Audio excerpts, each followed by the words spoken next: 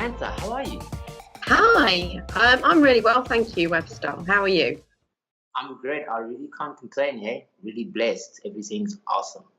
Yes. So, please do us a favor and introduce yourself to those who don't know you. Yep, And who are you? What do you do? Let us sure. know. Yeah, yeah. Okay, so my name's Samantha Houghton, but I prefer being called Sam. I'm based in the UK, and 2 years ago, I wrote my true life story, which is called The Invisible Girl. And that has led me on to what I'm doing now, which is ghostwriting and book coaching, and but specialising in people's true stories and self-help books, because it was these books that helped me for many, many years in my life, and coupled together with my love of writing anyway, it's Yeah. brought me to where I am now. Wow. That's amazing. Yeah. I have a question though. I know in your bio, you also described as a memoir mentor. Yeah. What's that? So that's the so okay. So I when I was promoting my book in sort of like the year after I'd launched, I had people reaching out. Now, some people wanted the whole done for you, you know, write it for me, which is the ghostwriting. But then quite a lot of people wanted to write it themselves, especially when you're writing a life story. It's a very cathartic process. I think most forms of writing is, but this in particular, it's very deep, and that they wanted guidance. The main things people are not sure about are things like how to structure it, and all the overcoming the limiting beliefs that are behind sharing your own story, because you can think, oh yeah, I really want to do that, and then when it actually comes to it, or when it's at the end in public, the fears come in. So I created a program that was going to take people from their idea in their head, their story, right through to the finished manuscript, and encompass all of these, everything that's in between those 2 points. So that's the memoir mentoring. Wow, that's very interesting. Didn't know that. So, first question that I'd like to ask is, so far, how many books do you think you've ghostwritten so far? I've written 5. I've Okay. just started the 6th one at the moment. Yes, no, not yesterday. I think it was Thursday. I wrote the sort of like the introduction, and then yesterday I've just finished the first chapter. So that's underway now. Projects. Second question, which leads me to this. In your experience, what has been the biggest hurdle that you've come across when it comes to writing a book? What has been your biggest hurdle that you've come across? You mean as in writing my own book or a client's book? Both, I guess. Okay, well, because they both like really differently, so I can share from both if you like. Yeah. So with my own, it would be the limiting beliefs that came up in the middle of when I was writing. I wrote my book very quickly, but there was a part of my book that really took me by surprise, and I paused for 2 days, and I actually spoke to a coach who coached me through this sort of like bump in the path. And it got me just to shift my perspective a little bit, and enabled me then to carry on writing without it was bringing me a lot of feelings of guilt and guilt towards my family. So I had to work through those, and then I did that, and it allowed me to finish. So that was probably like the toughest part of writing my story. In terms of ghostwriting, now that's like really different, because obviously it's if you sit down and think about it, it's a mammoth task. It's like literally taking someone's whole story from them, and then before you even start to write it. So probably the most challenging part of that is getting all of the information. and getting all of the information in the right order and in the right tone. And because it's obviously, you could write a sentence, but you could write it in different ways, the tone of it, and it would have a completely different meaning. So it's getting the whole balance right. So I spend quite a bit of time with the client beforehand trying to get that and trying to really emulate what it is that they want for their book. So yeah, that can be challenging, but I quite enjoy that as well. Yeah. Wow, that's interesting. Because I think, and one of the reasons, the biggest reasons why I'm asking is because, a lot of writers. I'll give you an example. Or rather, let me ask you this before I go too far ahead of myself. Do you that there's such a thing as writer's block? Because there's a debate here and there that it doesn't really exist. But is there it's called a writer's block, and what is it, and why? And have you ever experienced any kind of writer's block in your career? Most of the time, I have a lot to say. Yeah. And I come from a flow state most of the time.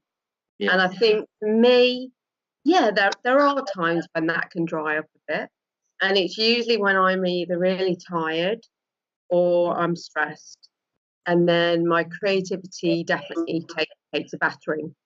So it's quite important to me. If you're writing for a living, is to like really look after yourself as well, because how I feel within really is portrayed in my writing. The actual writer's block, I'm inclined to say no, it's not a real thing, because because I just think a lot of the time, if you're struggling and procrastinating, I feel from my own experience and what I've seen from clients, it's when they're not clear. When they're not clear, when they haven't got a plan to work from. Yeah. So I think it's so important to get really, really clear. Know who you're writing the book for, who your reader is, who your what your main message is, that kind of thing, the outcome you want. Get really clear on that. Have your structure, have your plan, your writing for your book, whatever kind of book it is. And then with those two things, it creates like the blueprint. And then I don't think you can go too far wrong then. Maybe you need a bit of encouragement from time to time, but aside from that, I think it really helps you get into that. You're in the right mindset. You just flow. You go into that flow, the creative flow, and it's amazing. I'm probably like the other way. I don't know when to stop, and I overdo it, and then I become tired, and then I can get a bit of the writer's block. But yeah. Makes sense. Very interesting. And while we're on that, I just want to ask, when it comes to structuring one's book, because there are certain books that I've read from certain self-published authors, and the structure was just not very well thought out. It was not cohesive. Yes. What is your biggest tip when it comes to writing a book that is well structured and that is very cohesive and that has a flow, as you say? Yeah, I have a very sort of clearly defined structure for a life story. So most of the time, people are writing in order of it as it happened. Yeah. And you know what? The word for that has just gone out of my head. How ridiculous! But in you know what I'm saying. The order it happened. Yeah. And so I have a very clear structure for that. But it's about breaking. For me, it's about having a very basic level is having a very clear start, a middle, and an end, a conclusion. It's being very mindful the whole time that you're not going off on a tangent with waffle. I get my clients to keep asking themselves, how relevant is this to my ideal reader, my main message, then the outcome? Because it's so easy, isn't it, just to go off on all these directions. And because I prefer a book that's written more succinctly but stays on point than just oodles and oodles of waffle, really. Yeah. And it's to chunk your book down So at the moment, I'm writing this self-help book for a coach, and again, it's a very clearly defined plan that I'm using. So to start with, we have the usual thing where I get, like, you know, who we write on this for. So we speak directly to that person and the outcome. But we start with something at the start where we want to, almost like a tease, where we want the person to finish the book. So there's something in at the start to pull them in. And then it goes on to a section where it's getting people to really think differently, challenge their thinking. Yes. Then it goes on to, let me think, because there's a few, insights. So it's giving insights of like what helps that person, what's helped other people. Yeah. Then there's the how-to chunk, which is probably like the biggest part in the middle of the book. Then it goes on to looking at overcoming people's objections and things like that. Because like when someone's reading the book, you want them to get, often a self-help book, you want them to get from A to Z the desired result, the outcome. So then it's like, with the best will in the world, you give someone the how-to, but then they probably have like lots of questions. Oh, what about this? What about that? So it's like a chunk of the book to deal with that, the most common things that would come up. And then to finish with like a conclusion. But I always think to have information in there as well for if the client, if they are a business person such as this coach, is to have something to lead them to as well. It's like, if you want to work with me, you can find me here, the contact details, or link if it's the ebook, link to a course, things like that. And that's kind of like really quite, it's just like well thought out then. And the book's going to, rather than just, because I don't know about you, but I get people sometimes send me a manuscript, they've just like written it themselves. Yeah. And then it's doing it in reverse. So it's like, here's the manuscript, here's my brain dump. Turn it into a book. And that's like way more challenging. And a lot of hard work. As you're nodding there. You know what I'm saying. You know, what you just shared, the tips that you just shared, I think are gold right there, diamond right there. And because a lot of people don't really incorporate them into writing. And I think a lot of self-published authors specifically want to do everything themselves, and yet they want the book to be perfect, which is unattainable at best anyways. But they want everything to be a success, and yet they're not willing to hand over what they have to people who are more knowledgeable in more than they are, which is kind of weird. But and I always say this to my clients, because one of the reasons why I'm nodding is because I know I've had some clients who, you know, and they don't really understand the process that a book has to go.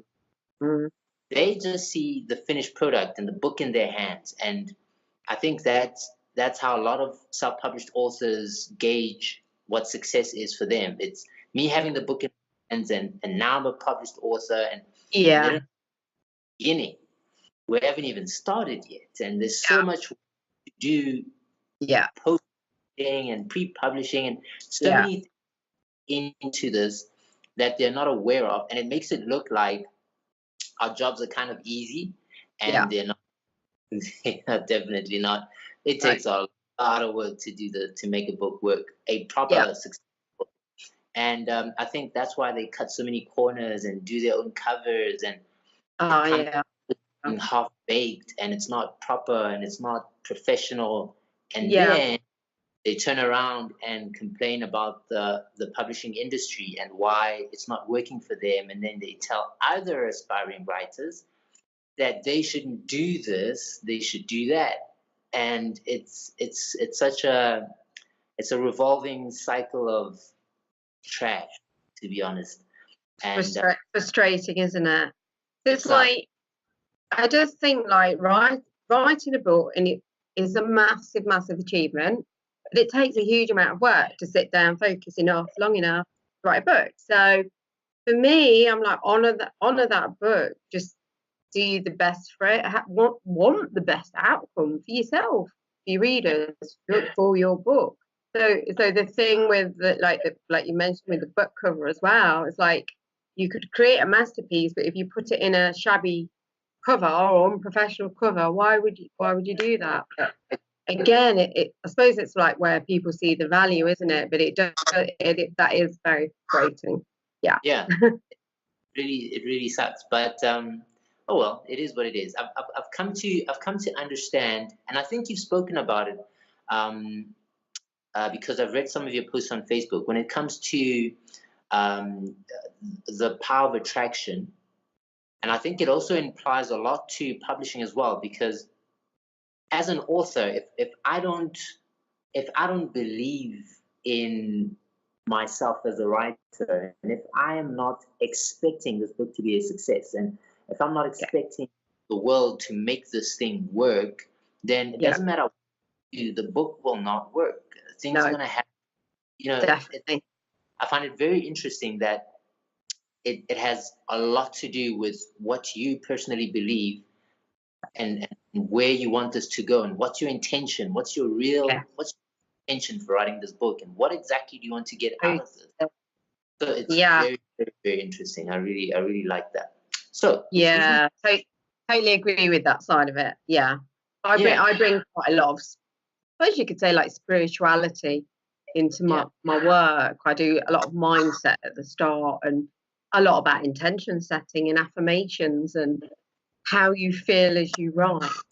And like you say, with anything in life, it's if the firm belief's not there that you're going to succeed, then don't even do it. Then don't even try it. If you don't think you're going to succeed, then don't even try, because it's not. Because it is mindset. It's a mindset thing, and it's like working with the universe, isn't it? And it should just repel things. So be kind to yourself, believe in yourself.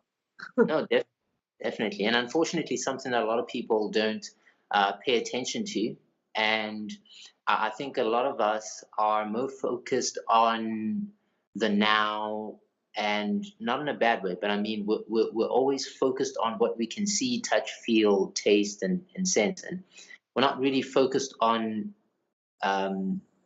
You can call it supernatural because it's above the natural. It's not something that you can feel in your senses and so forth. And that's all stuff. That's all the self-beliefs and so forth, the mindset that you have. And I think the most important thing, because without configuring that part of your life, it doesn't matter what you do on the outside. It's just never going to be what you want it to be. And unfortunately, it is what it is. Unfortunately. But anyways, that leads me to my next question.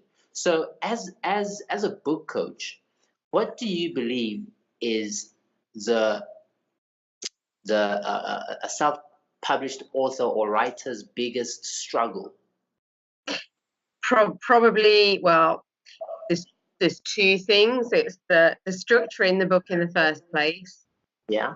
We've just been talking about, but then also to keep going, to keep the momentum going, to keep writing. So it's like a big part of it, keeping the person accountable, get them finished, because gosh, I forget what the statistics are now, but there's huge percentage people who start their books don't actually finish. Or then even more frustrating, because I always think it's a crime, and then is to actually finish the manuscript but then do nothing with it, because then fears. Oh wow, yeah, unfortunately it happens a lot. I know I've had some clients who had written their manuscript and they were complete like 10 years ago, and it's just been sitting in their homes, and they've been planning on publishing it, but they never really got around doing it, and just one day things started to happen. So I know there are a lot of people who have already written it down and probably have already edited it and so forth, but never really got to take the next step or the next leap of faith. But it's very interesting. Yes. So They could have a bestseller just sitting there, couldn't they, for all they know? Weird, but we try. So now I want to ask you some quick questions. Okay. And I just want you to answer. Yeah. Quick. It's quick. It's like 4 questions. Just some rapid fire. So yeah. who's your favorite? Sorry, could you say that again? It broke up. Who is your favorite author? Oh no, that one I just find really difficult. I'm going to say, well, the book that inspired me to write my book, so I have to say that. So that's Dave Pelzer. Okay.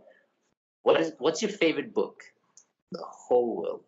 Oh, there seriously is not one. I also love the Jen Sincero self-help books. I think they're amazing. The Badass series. So she's done 3 that I'm aware of. So yeah, and if I had to pick one, it would be the green one, which is all about money mindset, manifestation. It's fantastic book. Yeah. What's your favorite quote? My favorite quote is it is who says it? Oh my goodness, who says it? Da, da, da. Oh boy. It's completely gone. Goodness me. I've got so many. I share quotes all the time. And I use it at the end of my talks and I can't remember it. It's just gone. Oh, you are. Oh my goodness, sorry. It's just completely gone. Okay. Can I message it you afterwards? Because I just can't remember it. It's really profound as well. I know, right? All right. The last is, what do you prefer, a hard copy or an ebook? A hard copy. Yes.